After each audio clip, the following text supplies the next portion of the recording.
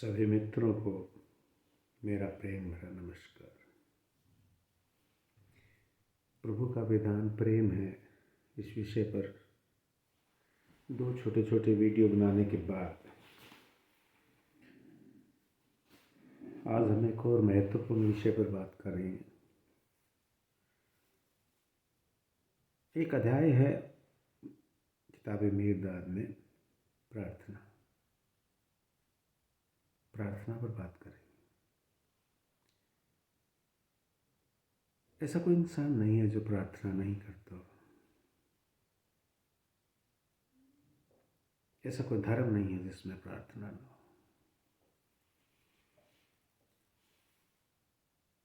लेकिन मीरदाद हमें कुछ अनूठा बताते हैं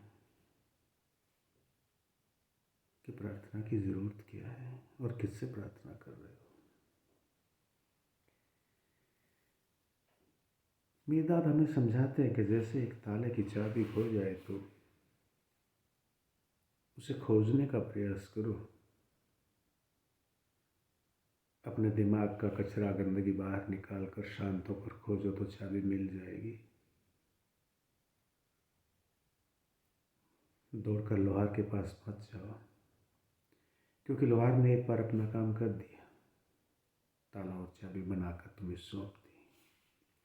जैसे ईश्वर ने तुम्हें पूर्ण बना दिया, कुछ भी शेष नहीं रखा,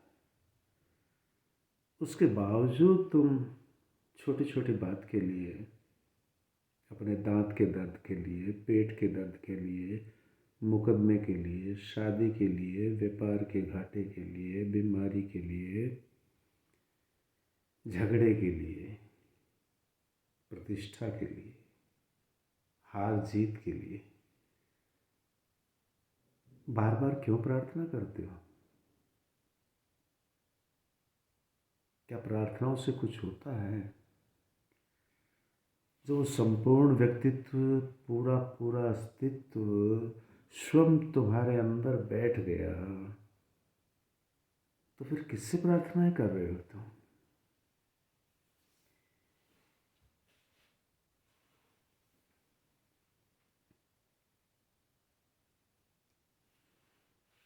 प्रभु को तुम उन घड़ियों की याद दिलाते हो क्या जब सूरज को उगना होता है, जब चंद्रमा को उगना होता है? क्या तुम दूर खेत में पड़े अनाज के उस दाने की याद दिलाते हो जिसमें जीवन फूट रहा है? क्या तुम कभी मकड़ी को याद दिलाते हो जो अपने रेशे से अपना कौशलपूर्ण विश्राम गृह बना रही है? और क्या तुम घोंसले में पड़े चिड़िया के छोटे छोटे बच्चों को याद दिलाते हो कि तुम्हें सर्दी से बचना है, गर्मी से बचना है, तुम्हारा पालन पोषण कैसे होना है?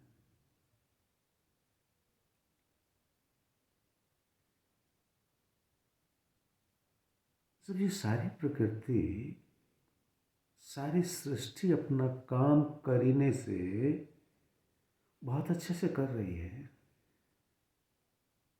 तो फिर क्यों होशियार बनकर बार बार उस परमात्मा को याद दिलाते हो कि तुम्हें ये करना है, तुम्हें वो करना है, मुझे इस चीज़ की ज़रूरत है, मुझे उस चीज़ की ज़रूरत है? तुम अपने तुच्छ व्यक्तित्व को, अपनी समस्त अर्थहीन आवश्यकताओं को बार बार उसकी स्मृति पर क्यों लाते हो? मीरदाद कहते हैं, क्या तुम उसकी दृष्टि में उस चिड़िया, उस अनाज, उस मकड़ी की तुलना में क्या तुम कम कृपा पात्र हो उसके? तुम उनकी तरह अपने उपहार स्वीकार क्यों नहीं कर लेते जो तुम्हें बिना शोर मचाए, बिना मांगे उस परम सत्ता ने दिए हैं? बिना घुटने टेके, बिना हाथ फैलाए, बिना चिंता पूर्वक व्यर्थ भविष्य में झांके तुम अपना काम क्यों नहीं करते हैं? और मीरदाद कहते हैं, प्रभु दूर कहाँ है? उसके कानों तक अपनी सनकों और मिथ्या विमानों को, अपनी स्तुतियों और अपनी फरियादों को पहुंचाने के लिए क्यों चिल्ला रहे हो तुम?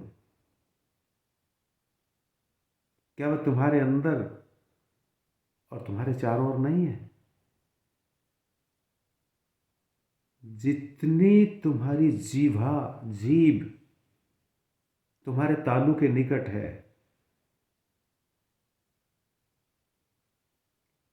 वो उससे भी कहीं ज्यादा तुम्हारे निकट है। उसका कान तुम्हारी जुबान के एकदम सामने है। प्रभु के लिए तो उसका ईश्वर तत्व ही काफी है, जिसका बीज तुम्हारे अंदर उसने रख दिया है जन्म के समय।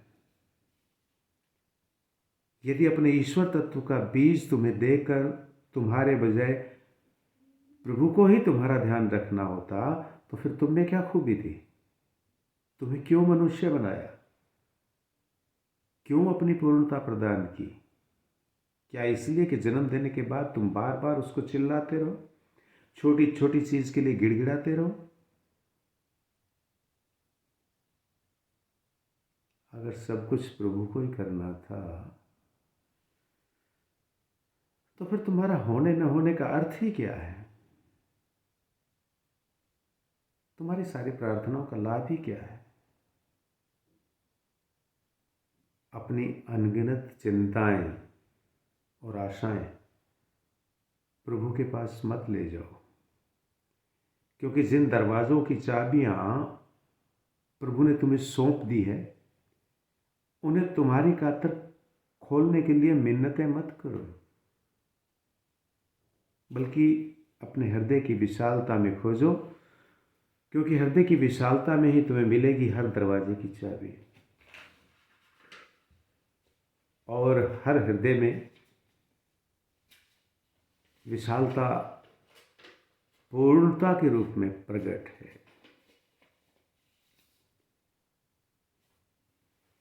वे सब चीजें जिनकी तुम्हें भूख और प्यास है, चाहे उनका संबंध बुराई से या भलाई से है, वो सब तुम्हारे अंदर मौजूद है। इसलिए तुम्हारी प्रार्थनाएं एकदम व्यर्थ है। मीरदाद कहते हैं, क्या तुम जानते हो कि तुम्हारे छोटे से छोटे आदेश का पालन करने को एक विशाल सेना तुम्हारे इशारे पर काम करने के लिए तुम्हारे ही शरीर में तैनात कर दी गई है। और यदि वह अच्छी तरह से सज्जित हो और उसे कुशलता पूर्वक शिक्षण दिया गया हो और निडरता पूर्वक उसका संचालन किया गया हो, तो उसके लिए कोई भी काम करना संभव नहीं है और कोई भी बाधा उसे अपनी मंजिल पर पहुंचने से रोक नहीं सकती। और यदि वह पूरी तरह से सज्जित न हो, उसे उचित शिक्षण न दिया गया हो, उसका संचालन साहसहीन हो, तो वह दिशाहीन भटकती रहती है। उस सेना का संचालन तो आपको ही करना है। या छोटी से छोटी बाधा के सामने मोर्चा छोड़ देती है और उसके पीछे पीछे चली आती है शर्मनाक पराजय। अब मीरदाद कहते हैं कि वो सेना कौन है?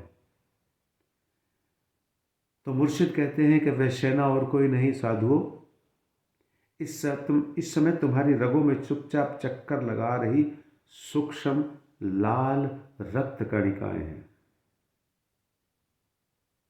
मुर्शिद कहते हैं कि आपके खून के अंदर जो रक्त कण, जो लाल रक्त कण घूम रहे हैं, वही परमात्मा के द्वारा तुम्हें प्रदान की गई सेना है।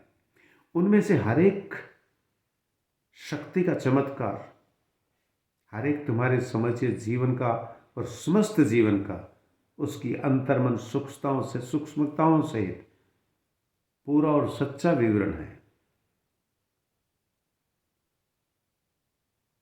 प्रार्थना के बारे में आगे विस्तार से बात करेंगे। आज इतना ही।